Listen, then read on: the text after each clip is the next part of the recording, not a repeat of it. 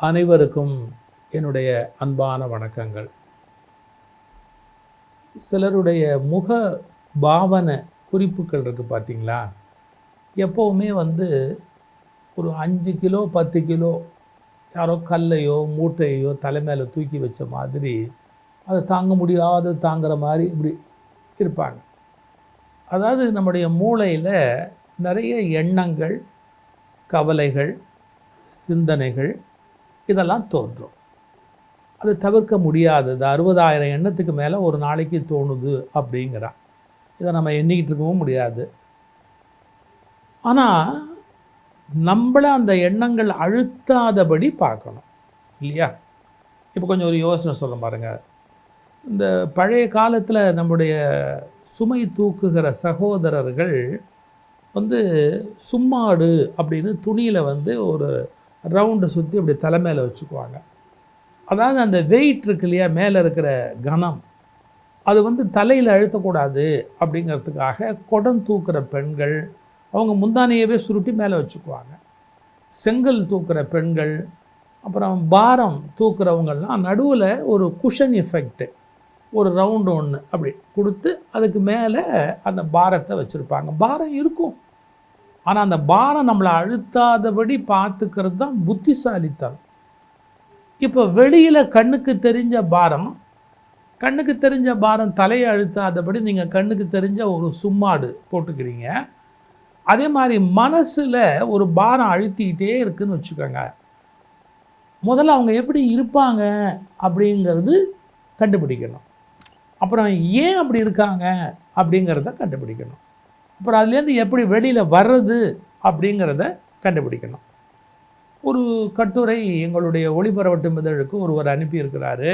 அவங்க கொஞ்சம் பேர் எங்கே படித்தோம் அப்படிங்கிறதெல்லாம் அனுப்புனா இன்னும் நல்லாயிருக்கும்.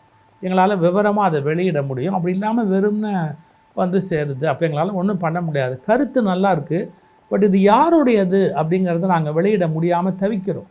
தயவுசெய்து எங்கள் நிலைமையை புரிஞ்சுக்கோங்க. அனுப்புகிறவங்க அதில் யாருடையது, எங்கே படித்தாங்க, எந்த புத்தகத்தில் இல்லை எந்த பத்திரிகையில், இது எங்களுக்கு அனுப்பினா நல்லாயிருக்கும். அது ஒரு பக்கம் அப்படியே இருக்கட்டும். இல்லாட்டி எனக்கு அது மன அழுத்தமாக போயிடும். ஒரு பக்கம் இப்போ என்ன சொல்கிறாங்க, ஒரு மனிதனுக்கு மன அழுத்தம் அப்படிங்கிறது அவங்க எப்படி இருப்பாங்கன்னு கேட்டால் ரெஸ்ட்லெஸ்ஸாக இருப்பாங்க, அமைதி இழந்து இருப்பாங்க.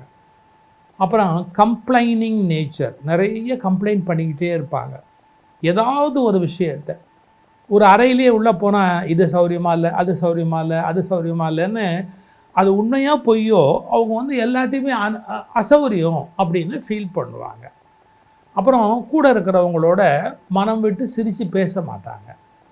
அப்புறம் தேவைப்படாமல் யார் என்ன சொன்னாலும் தன்னை பற்றி தான் சொல்கிறாங்களோ அப்படிங்கிற ஒரு உணர்வுக்கு போவாங்க. இதெல்லாம் ஒரு அடையாளங்கள், உளவியலில் குறிப்பிடப்படுகிற அடையாளங்கள்.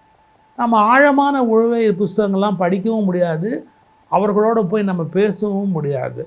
அவங்களுடைய டெப்த் இருக்கு இல்லையா, ஆழம், அந்த ஆழத்துக்கு போய் நம்மளால் அதை புரிஞ்சிக்க முடியாது.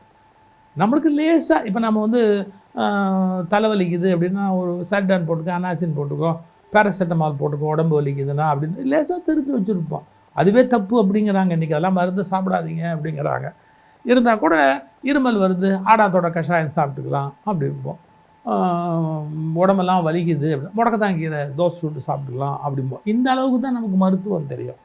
அதே மாதிரி மனசுக்கும் ஒரு மருத்துவம், மனசுலேயும் என்ன நோய் இருக்குது அப்படிங்கிறத லேசாக தெரிஞ்சுக்கிறதுக்கு ஒரு அடையாளம் பாருங்கள். மன அழுத்தம் என்பது ஏன் உண்டாகிறது? அதுக்கு அவங்க சொல்கிற உளவியல் நிபுணர்கள் சொல்கிற முதல் காரணம் அளவுக்கு மீறிய யோசனைகள். இப்போது ஒரு லெவல் தானே சார் நமக்கு தெரியும். ஓஷோ சொல்கிறாரு, நீ உலகத்தோட பெரிய கோடீஸ்வரனாகவே இரு, என்ன ஒன்றுமே இல்லாத அடுத்த வேளை சாப்பாட்டுக்கு இல்லாத பிச்சைக்காரனாகவே இரு, உங்கள் 2 பேருக்கும் ஒரு விஷயத்தில் ஒரு ஒத்துமை இருக்குன்னார். என்ன ஒத்துமை? அடுத்த செகண்ட் என்ன நடக்கும்னு நமக்கு தெரியாது. எவ்வளோ பெரிய விஷயம் அது. அடுத்த செகண்ட் என்ன நடக்கும் அப்படிங்கிறது எவனுக்கும் தெரியாது. இடிஞ்சு விழலாம், பூமி பிளக்கலாம், சுனாமி வரலாம், மழை கொட்டலாம், தங்க காசு கூட ஆகாயத்திலிருந்து கொட்டலாம், என்ன வேணாலும் நடக்கலாம் இல்லையா? இதெல்லாம் நம்ம புரிஞ்சிக்காமல் இப்போ நம்ம பற்றி யாரையோ பற்றி நினச்சிட்டு இருப்போம். டப்புன்னு அவங்க செத்து போயிட்டாங்கன்ற செய்தி வரும். என்னப்பா நல்லா இருந்தாருப்பா, நல்லா இருந்தாருப்பா, அதெல்லாம் நம்மக்கிட்ட இல்லை. இல்லையா?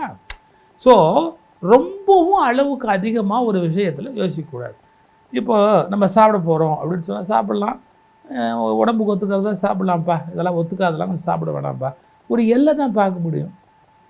காய்கறி சாப்பிட உட்காந்துருக்குறோம், வேறு வழி இல்லை, உருளைக்கிழங்கு கொண்டாந்து வைக்கிறேன் அப்படின்னா, உருளைக்கிழங்கு உடம்புக்கு ரொம்ப கெடுதல், அது வாயு, அது பதார்த்தம், அப்படியா இப்படியா 100 தடவை யோசிச்சுவிட்டு அப்புறம் ஏன் திங்கணும்? இந்த அது சரி என்னமோ ஒன்று ஒரு துண்டு வாயில் போட்டோம், தூக்கி அதோட தள்ளி புரிஞ்சு போச்சு, இன்றைக்கி அதுக்கு மேலே நம்ம ஒன்றும் பண்ண முடியாது, இல்லை வேறு அரேஞ்ச் பண்ண முடியுமா, பார்க்கலாம். சிம்பிளாக எடுத்துக்கணும். லைஃப்பில் அதிகப்படியான ஒரு யோசனை எந்த விஷயத்தை பற்றியும், இவன் நல்லவனா கெட்டவனா, நல்லவனா எவ்வளோவுக்கு நல்லவன், இவன் எவ்வளோவுக்கு கெட்டவன், இவன் எப்படி கையாளணும், இவன் திருடுனா எப்படி கையாளணும், இவன் எதிர்த்து பேசினா எப்படி கையாளணும், எந்நேரமும் இப்படியே மைண்டை பிளான் பண்ணிக்கிட்டே இருந்தால் நிம்மதியாக மூச்சு விட வேணாம், நிம்மதியாக நம்ம தூங்க வேணாம். எல்லாத்த விட விலை மதிப்பற்றது நம்முடைய நிம்மதி சார். இந்த வார்த்தையை புரிஞ்சுக்கோங்க. எல்லாத்த விட விலை மதிப்பற்றது நம்மோட நிம்மதி. அதுக்கு விலையே கிடையாது. முதல் விஷயம் பாருங்கள், மன அழுத்தத்துக்கு என்ன காரணம்? அதிகப்படியான யோசனை. பிளேனுக்கு போகிறோம் அப்படின்னா பிளேன் லேட்டாக வருமோ, சீக்கிரமாக வந்து ஆகிடுமோ, பிளேன் மேலே ஏறும்போது பறக்கும்போது விழுந்துருமோ, பெட்ரோல் இல்லைன்னா ஆகிடுமோ, மழையினால் வந்து பிளேன் இறங்கவே முடியாமல் 2 மணி நேரம் சுற்றிக்கிட்டு இருக்குமோ, அப்படி ஆகிப்போச்சுன்னா என்ன பண்ணுறது, இப்படி ஆகிப்போச்சுன்னா என்ன பண்ணுறது, ட்ரெயினில் போகிறோம் புயல் அடிக்குதுன்னு சொல்லி இங்கே நடுவில் நிறுத்திவிட்டாங்கன்னா என்ன பண்ணுறது, போகிறதா ஏ நிறுத்தி தொலையப்பா. எப்போ பார்த்தாலும் எதையாவது ஒன்று மாற்றி மாற்றி மாற்றி மாற்றி ஒரு விஷயத்தில் ஒரு அளவு தான் யோசிக்க முடியும். நான் முன்னையே சொல்லியிருக்கேன் என் பேச்சில். இப்போது காட்டில் போகிறோம், நம்ம கையில் ஒரு டார்ச் லைட் இருக்குன்னா டார்ச் அடிச்சா 10 அடிக்கு தெரிஞ்சது சார், வெளிச்சம் தெரியும். அந்த காடு முழுக்க எனக்கு தெரிஞ்சால் தான் நான் போவேன் அப்படின்னு நம்ம கூகுள் மேப் போட்டு இப்போ நான் வழியில் புலி இல்லை சிங்கம் இல்லைன்னு கன்ஃபார்ம் பண்ணிட்டு போவேன்னா சான்ஸ் இல்லை. நமக்கு அதை பார்க்குறதுக்கான வாய்ப்பு இப்போ இல்லை. கையில் ஒரு டார்ச் இருக்குது, ஏதோ ஒரு லைட் இருக்குது, அது ஒரு 10 அடிக்கு காட்டும், கொஞ்சம் பார்க்கலாம், பாம்பு பள்ளி வந்தால் விலைக்கு போகலாம், போகணுன்னா போகணும், போக முடியாட்டி பேசாமல் இருக்க வேண்டியது தான், இவ்வளோதான். ஸோ அதிகப்படியான எண்ணங்கள் இதான் மன அழுத்தத்துக்கு காரணம். மனசில் அழுத்தம், மாரடைப்புக்கு காரணம் அதுதான். இது அதாவது இதயமே நின்று போகுது பாருங்கள், கார்டியாக் அரெஸ்ட் அப்படிங்கிறான் பாருங்கள், இதுக்கெல்லாம் கூட அதான் காரணம் அப்படிங்கிறாங்க. சில பேர் எல்லா லெவலும் கரெக்டாக இருக்கும், கொலஸ்ட்ரால் லெவல் கரெக்டாக இருக்கும், சுகர் லெவல் கரெக்டாக இருக்கும், பிபி கரெக்டாக இருக்கும், எல்லாமே கரெக்டாக இருக்கும், ஆஃப் ஆகிடும், மோட்டர் ஆஃப் ஆகிடும். ஏண்டான்னா மனசில் ஏதோ அழுத்தம் இருக்குது அப்படின்னு சொல்கிறேன். அதிகப்படியான யோசனைகளை வைத்துக்கொள்ள படும். இது ரொம்ப சிம்பிள். சீக்கிரமாக தூங்க போங்கப்பா, சீக்கிரமாக தூங்க போங்கப்பா. இதை அது நினச்சிக்கிட்டு நோண்டிக்கிட்டு ஃபோனை பார்த்துக்கிட்டு அல்லது டிவியை பார்த்துக்கிட்டு இல்லை யாரோடையாவது ஃபோனில் வந்து கடலை போட்டுக்கிட்டு அரைச்சி கடலை போட்டு கடலையை மாவை அரைச்சி பேக்கெட் போட்டு விற்று பார்ப்பான் சில பேர். இப்படி வேண்டாத வேலை இதெல்லாம்.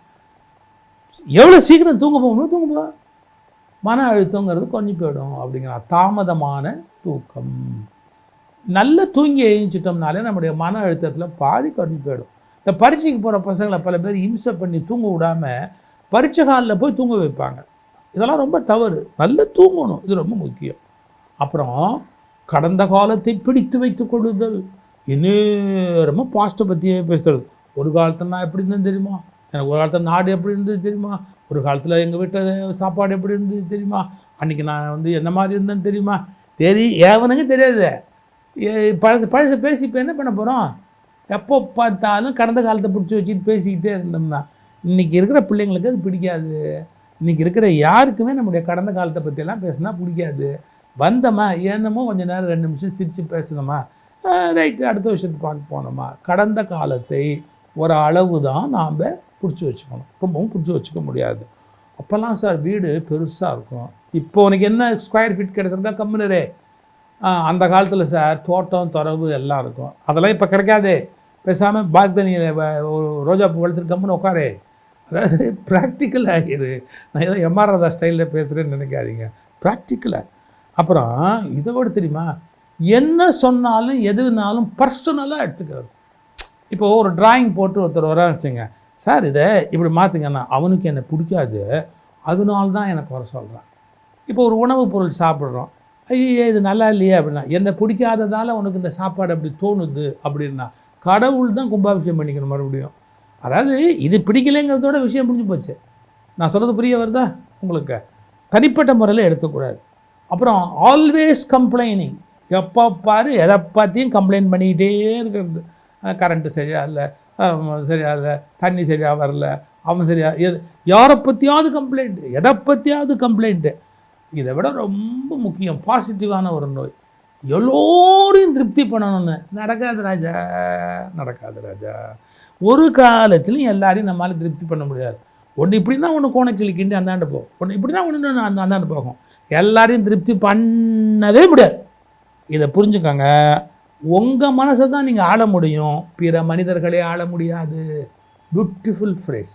உங்கள் மனசை தான் நீங்கள் ஆள முடியும், மற்ற மனிதர்களை நீங்கள் ஆள முடியாது. மன அழுத்தத்திலிருந்து வெளியில் வாருங்கள்.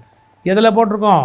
ஒளி பரவட்டும் இல்லை, நிஜமாகவே இது நீங்கள் உங்கள் வாழ்க்கையில் இது நடைமுறைக்கு வந்தது, உங்கள் ஒளி பரவும். புத்தர் ஒளி பல மைலுக்கு பரவும்லாம் எழுதி வச்சோம் ஆறாவை பற்றி. நீங்கள் இதை ஃபாலோ பண்ண ஆரம்பிச்சிங்கன்னா உங்கள் ஒளி பரவும். ஒளி பரவட்டும் எப்படி படிக்கணும்? டிஸ்கிரிப்ஷன் பாக்ஸ் போங்க, உள்ளே இருக்கிற லிங்கை சொடுக்குங்க, அதை அப்படியே அழகாக அப்படியே அதை படிக்கலாம். பல்லாயிரம் பேருக்கு நீங்கள் அனுப்பலாம். நல்லா இருக்கலாம்ல, நல்லா இருக்கலாம்ல.